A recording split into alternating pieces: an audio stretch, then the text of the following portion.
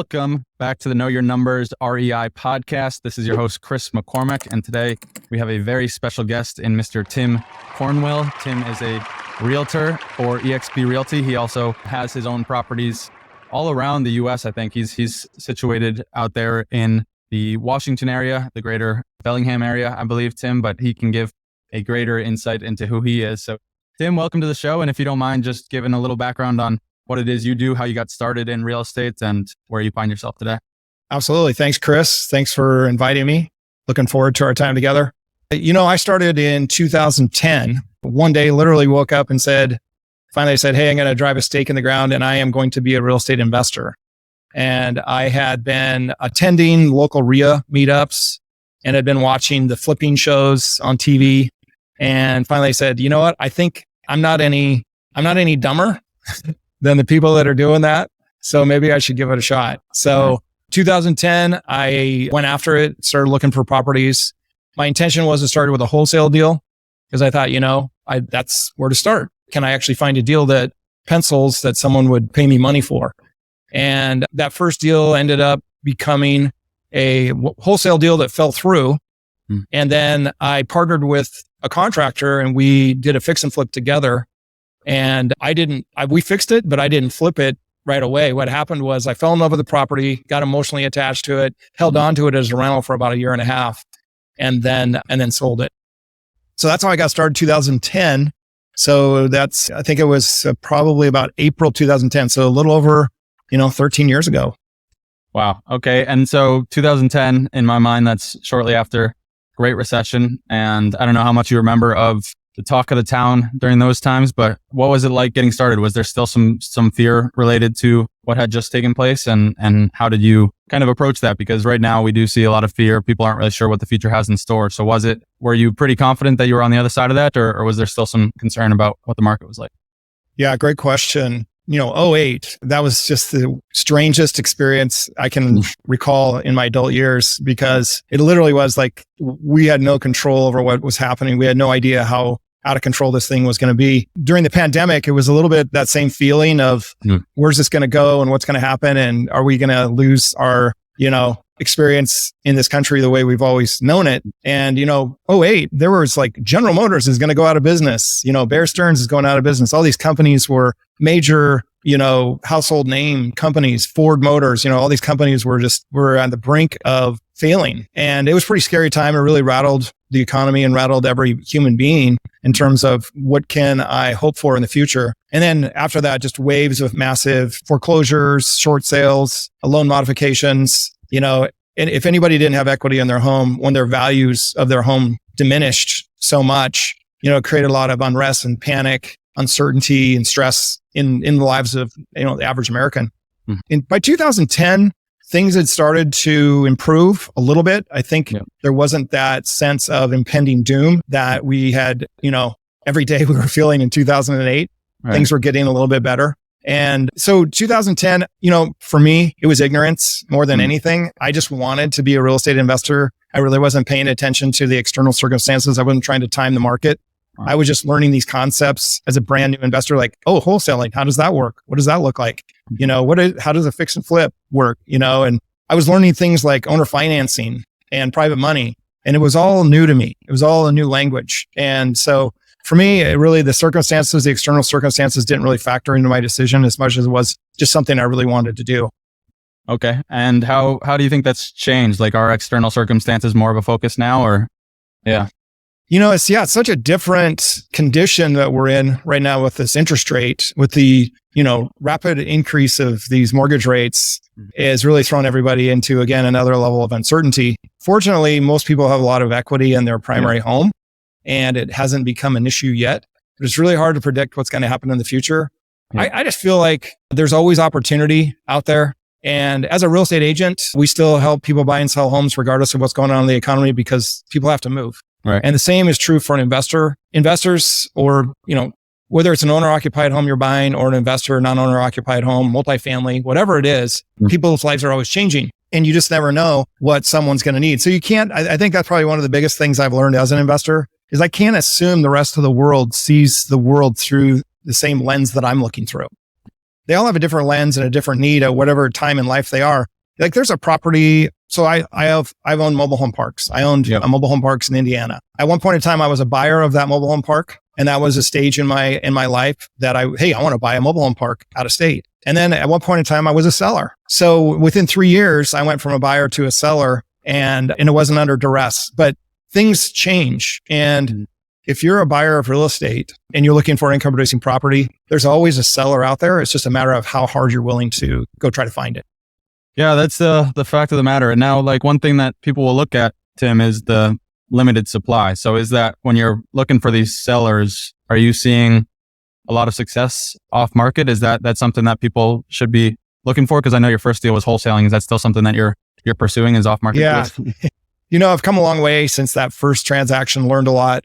And I think everybody has, certainly has their own philosophy. For me right now, what I'm looking for is whether it's on market or off market, doesn't matter to me. I'll pursue a listed property as much as I'll pursue an off-market property because I'm looking for multifamily. I'm looking for commercial grade investment, income producing multifamily. So 5 units or more. Ideally, I'd like to buy something no smaller than 32 units. Okay. And so now I'm in a commercial world, commercial financing, where cap rates are a factor. The value of the property is not based on a comparable. I'm probably not dealing with the person that lived in the home because it's a commercial property. So I'm dealing with another investor. And in that world, again, like I said, it doesn't really matter what's going on out there, whether it's a listed property or not, because right now listed multifamily properties, again, they're only going to trade at a cap rate. And if my interest rate to buy a multifamily property is 7.5%, it's pretty hard to justify a lower cap than 7.5% because I'm going to have to make up that difference in cash. Right. And, one of my rules of thumb on acquisitions is I want it to cash flow on day one. I don't want to go in and feed a deal. I'm always thinking worst case scenario.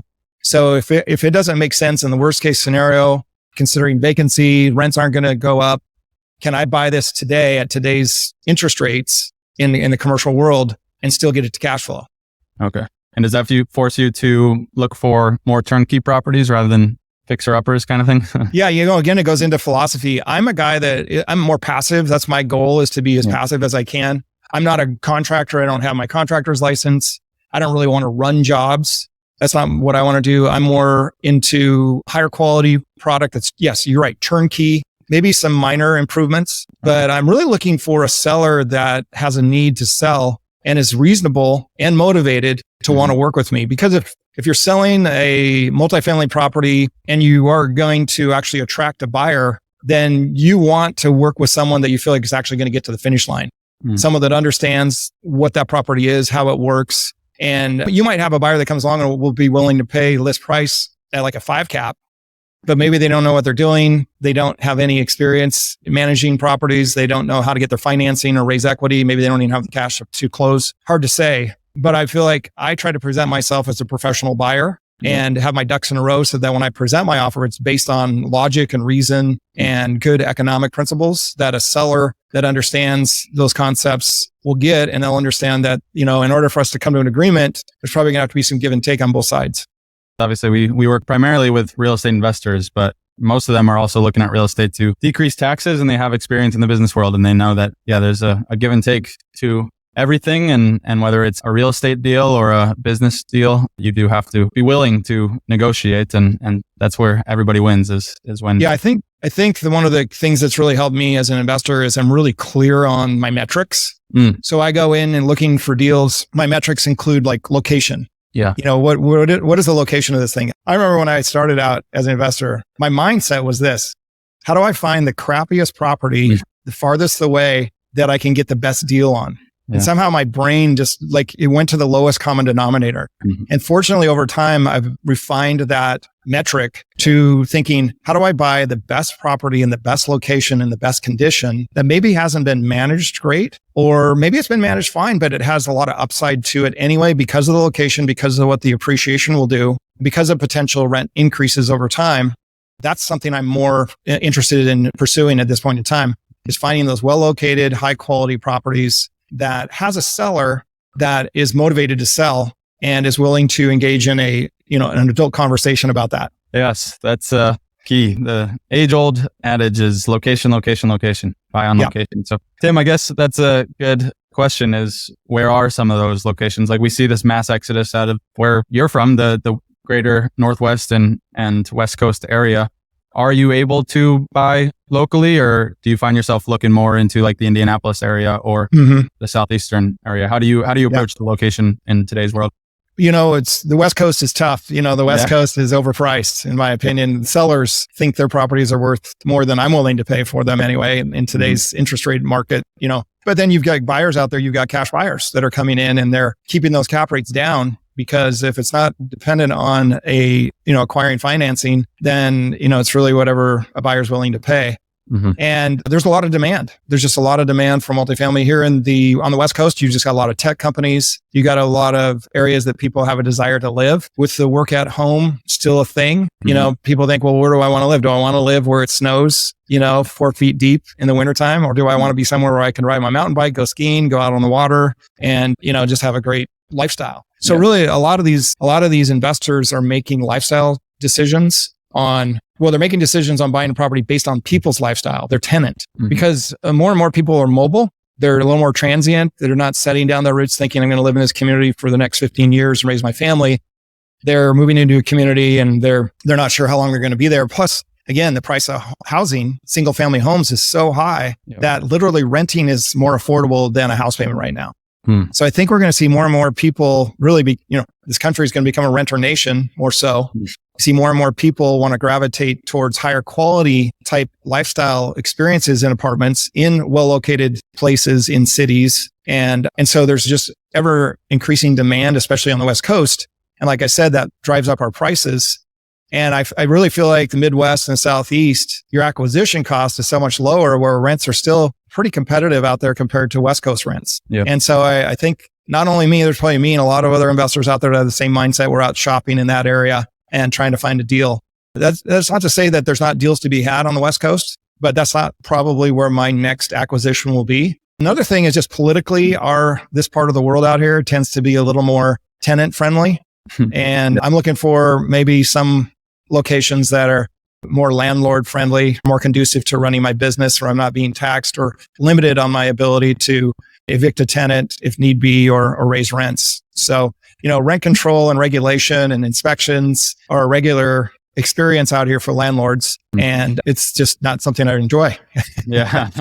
Hey, we deal enough with the regulators to know that the more you can differentiate or segregate yourself away from that, the better. So that's good. I guess that's a good transition. How has your approach to the taxes around real estate influenced what you do, whether it's focusing more on commercial because there's a benefit, whether it's finding a tax planner and building a relationship? Because I know when we first spoke, Tim, you mentioned that you speak to your CPA quite often and are on the line with him quite a bit. So how has your relationship with your CPA influenced your success in the real estate market?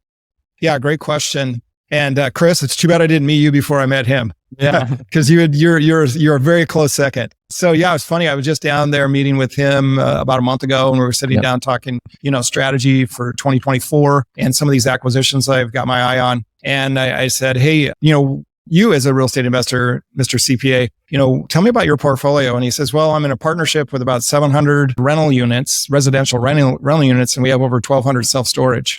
And he goes, I do the taxes for our entities that own all those properties. So I'm thinking, man, this is the right guy to be representing me in my properties that I own as well, because he's a practitioner as well as a service provider. That's good. So what does your portfolio look like? Because I know you're focusing mainly on multifamily, and it sounds like he had a lot of multifamily. That's what drew you to him. Are you continuing to add more doors, and do you have these big commercial units? What's your portfolio like? Yeah, I'm small time. I want to grow up. I want to go big. But right now, I 10-unit apartment here in Bellingham, Washington. We've got a 6-unit apartment. And then the office you see behind me, I own this space here as well. Oh, good. Heck yeah. So do you rent out to some EXP guys? Do a lot of people? I run a team of agents. So our team works out of this space, and then we do sublease one of our offices to a lender. Okay. Awesome. Yeah. And how has your role as a real estate agent benefited you in the real estate investing world? Because you hear of these guys that want to do it all. They want to be agent, they want to be investor, they want to be wholesaler or whatever it is. But how have you seen that benefit on both sides of the coin? Being a real estate agent that's commission income. I have a job. Okay, as much as I want to believe I'm an entrepreneur and I can do whatever I want to do. I literally have a job where I represent clients and I make commission income. And the goal with my commission income and my job is to support my lifestyle, getting regular commission income checks, but also having a surplus, making more than I need to live on so that I can take that money and invest it into more units. And so I'm really looking to scale my business. We talked a little bit about this earlier in that other question about, taxes. How do you approach that and strategize around that? And I think the best solution I've come up with is scale. I need more units. The idea of having a duplex, triplex, fourplex, sixplex is just not enough. If I raise rents $50, $100, $200 a month per unit, it's not going to change my life. But if I have 100 units or if I have 500 units and I'm able to do those rent increases, that's much more impactful. And so my goal is that my passive income would exceed my living expenses. So I wouldn't be as dependent on the commission income. But I will say this about being an agent and doing transactions is you get good at transactions. You get good at negotiation because I'm representing my clients and I get to see how they operate. So I have consumers that buy and sell the houses they live in, but I also work with investors, builders, and developers. And I get to be front and center on their negotiations and understanding what motivates them to write an offer or to sell a property. And then in the negotiation back and forth, getting to closing, how do they do that? And so I love that opportunity to be firsthand and hear how these guys think. And then again, like doing the transactions and, interacting with lenders, inspectors, title, escrow, insurance companies,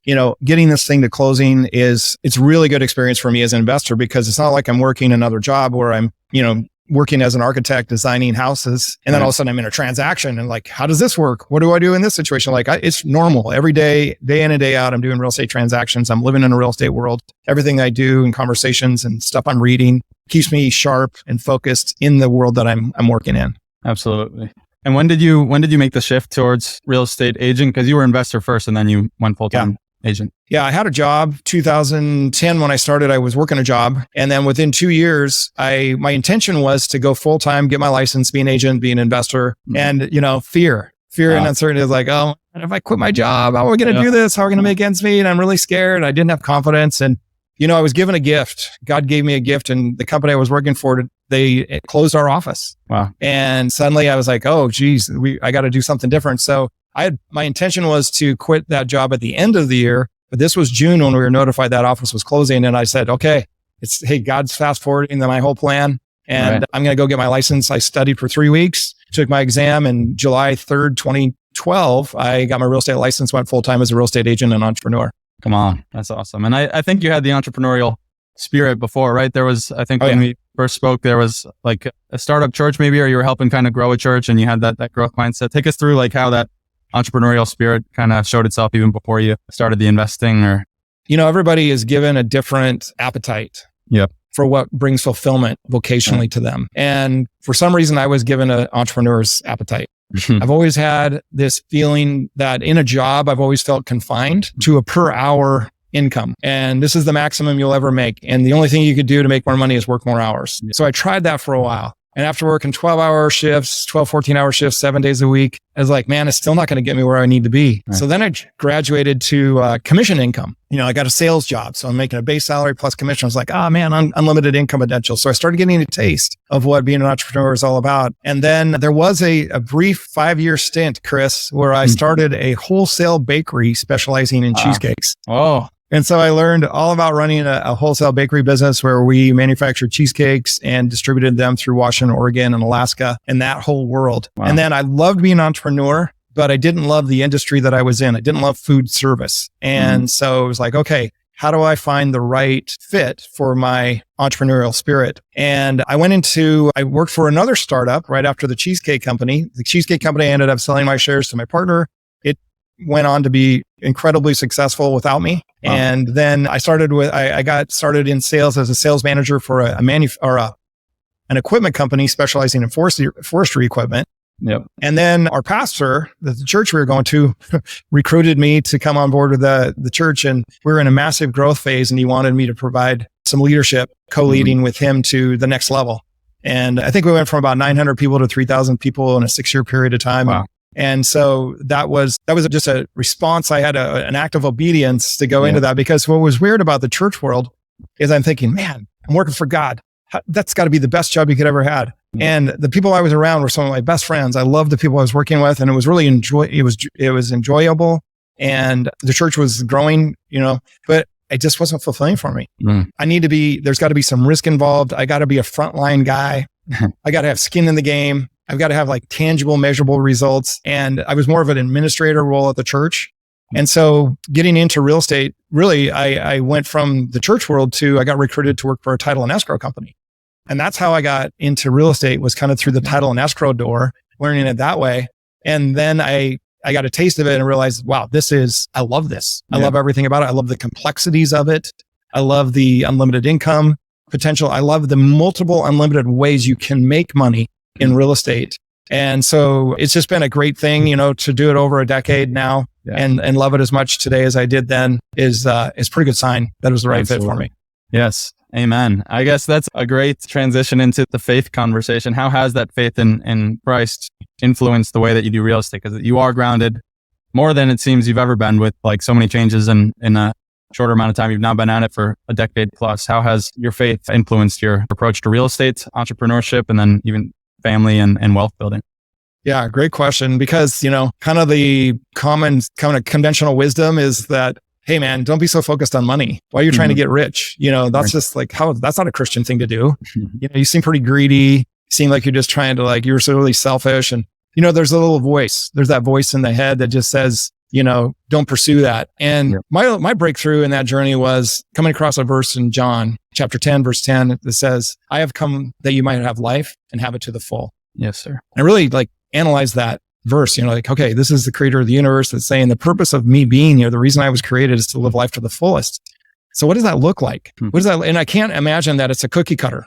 Every human being on the planet is supposed to live the exact same path. Life to the full means different things to different people. I'm not a musical person. I can't sing, play musical instruments. So if that was my job, was to be hey, be a great musician, that's life to the full, I'd be like, oh man, that's not going to work for me. I'm going to have a problem here. Or if the life to the full is crunching numbers on a spreadsheet day in and day out and doing taxes, CPAs, wow, that sounds like a prison to me. So I think for what I realized at that point in time is we all have a unique makeup to each one of us, and to really lean into that uniqueness and then pursue that. And so pursuing whatever I feel like, and you're not going to figure it out on day one. Hey, I want to do this. I want to live life to the full. I want to do John 10:10. Awesome. The principle there is you can't steer a parked car. So once you get that car moving, once you start moving in a direction, then you just got to believe that the Holy Spirit's going to guide and direct you. If you go the wrong way, he's going to bring the right people, the right opportunities, the nudgings of where to go. And you're also going to feel it hey, this doesn't feel right. And then you just keep trying things. And it's kind of almost like a failing forward experience. Hey, I want to pursue life to the full. What does that look like for me? I'm going to try some things. And that's what it was for me. I just kept trying and then finding real estate, and then what niche in real estate. And now I just look at what brings joy to me and fulfillment and meaning and happiness is chasing my potential every day, is knowing that I have unlimited potential, and to be what would life to the full look like as a real estate investor, as a real estate agent, as a father, as a husband, as a friend, as a neighbor, as a citizen of my city, my county, my country, as a coworker. What does that look like? And do I, first of all, reflect that? Am I living the life that others could say, dang, that guy's he's leaving it all on the field, living life to the fullest. And so hopefully I want to do that for me and the people that are closest to me, but I also want to do it for others, that hopefully I can, again, impact others for Christ, just with my modeling and my example. It seems I think without faith, maybe life seems a little empty for some people, I don't know. But for me, it would be. For me, if I didn't have my faith, it would be what's the point of all this? Why would I work this hard? Right. But knowing that there's like eternity hangs in the balance, I want to get after it. I get one shot of this thing. And it's almost like the talent. If I was given a certain talent and ability, I've got to use it. I've got to put it at risk. I got to put it in motion. And so that's my intention is to know my gifts, to know what my appetites are, what my abilities are, and then to put those in action, and then include God as my business partner and say, hey, what can we do together? Yeah. Amen. Amen, brother. I think one thing that you said in there was that it's like a failing forward. And so often in the church and in Christian circles and even in the world, we feel like we can't make mistakes or we have to hide our mistakes. But you just giving us the testimony of like, yeah, we don't know, but like step out in faith and know that God is with you and you have the opportunity. We're not Jesus, so we're not perfect, but like we can walk by faith and not by sight and just have that confidence in him. And your life is a testament to that. Well, I think in pursuing that, to say, hey, I want to live my life to the fullest. I want to pursue whatever that looks like. And along the way, making mistakes. A lot of times, again, what the enemy meant for evil, he meant for good. And he uses it that way. And so a lot of these mistakes can be redeemed. And you look back and go, wow, if I hadn't experienced that failure, if I hadn't experienced that dead end or that, man, I went into a partnership and it blew up in my face and it was horrible. It's not until into the future looking back that you go, wow, if that hadn't happened, then this wouldn't have happened. If that hadn't happened, I wouldn't have learned this lesson. And so I think it's embracing the journey and knowing that it's not a straight line, but it's the pursuit. It really goes back to Chris, what I was talking about earlier, is just like, it's that daily pursuit. It's that daily, I'm going to chase my potential every day. I know there's going to be highs and lows, ups and downs. There's going to be things I want to try to go do that aren't going to work out. And then there's going to be things that happen that I could never even plan for that were awesome. And so again, it's like today for me, like, hey man, just give me another day of chasing the potential. That's where fun is. Wow. Amen, Tim. If you don't mind, before we close, I'd love to hear a little bit about what that potential looks like. Cause I know we've connected on goal setting and you want to get into the multifamily space. So what does your chase of potential look like today and for future Tim Cornwell? I just turned 60 about 2 weeks ago. So that clock is ticking very loud in my ear, dude, if you're going to do something, you better do it now. And so I've set a goal of acquiring over the next 10 years, acquiring 500 units and generating at least $50,000 a month in net passive income. And from that, I'm doing that for myself and my family and people and causes I care about. But on the other side of that, the next mountain to climb is if I can do that for myself, then why can't I go out and acquire buildings that could fund causes that I care about? Yes. So pick any cause that you care about, your church, a nonprofit, a missionary, whatever, and say, what if I could acquire a building where it put out $10,000 a month in net passive income, and we're just going to funnel those funds and resource that ministry? I spent some time with a group of pastors and ministry leaders this summer, about 6 or 8 guys, and started asking them questions about, what are their plans for the future? We were talking about real estate. And I said, what kind of retirement plan do you have? And he said, well, our church doesn't offer that. Wow. And I said, okay, well, like healthcare, what do you got for medical insurance? And we just have to pay for it out of pocket. And like, I'm realizing these people don't have regular benefits like people have grown accustomed to. And I thought, man, I just felt at that moment I should do something about this. And again, like if I could create a fund through a portfolio of properties that could, fund these retirement plans for pastors and ministry workers, I'd love to do that. Wow. So I want to get good at it for myself. I don't want to experiment on them. I want to figure it out for myself, get the model dialed in, and then, I'll have more than enough that I would need. And then I can help other people, hopefully.